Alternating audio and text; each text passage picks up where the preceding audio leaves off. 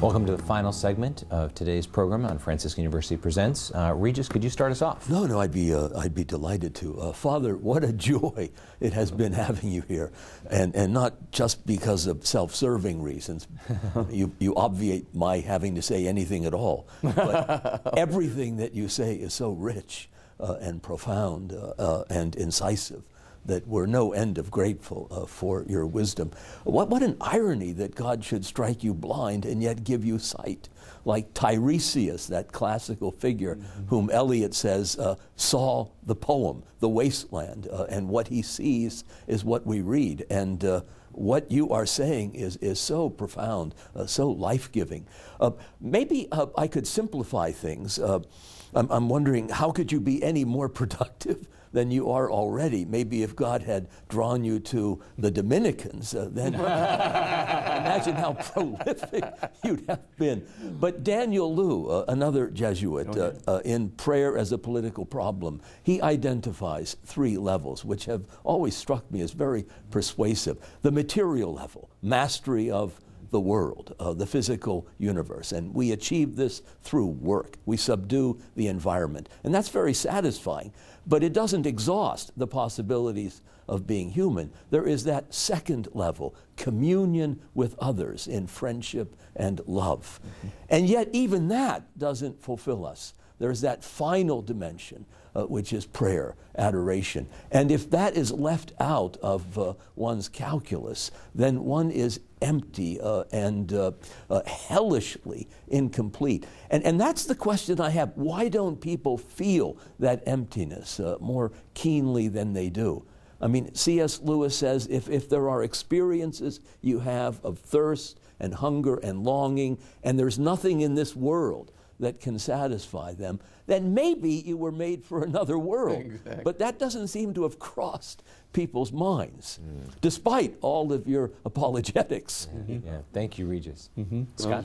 Another better-known figure, Saul of Tarsus, losing his natural vision in order to be given the grace of a supernatural vision of the risen Lord. It seems to me that you've coordinated, not only faith and reason, not just philosophy and theology, but science and history and literature in a way that is, you've set the table for people in this culture to discover more than the hors d'oeuvres and to be invited to a banquet and at the same time to hear the truth, hit them wherever they are, level 1, level 2, nothing more. But the fact is, I think we all have this fear of suffering. And in a sense, that explains why people are not just motivated, but driven to stay at level 1 or 2 because they just don't see any purpose to suffering. I think in some ways, the greatest healing that Jesus does is not just to give sight to the blind or raise the dead, but to heal us of the crippling and paralyzing fear of suffering.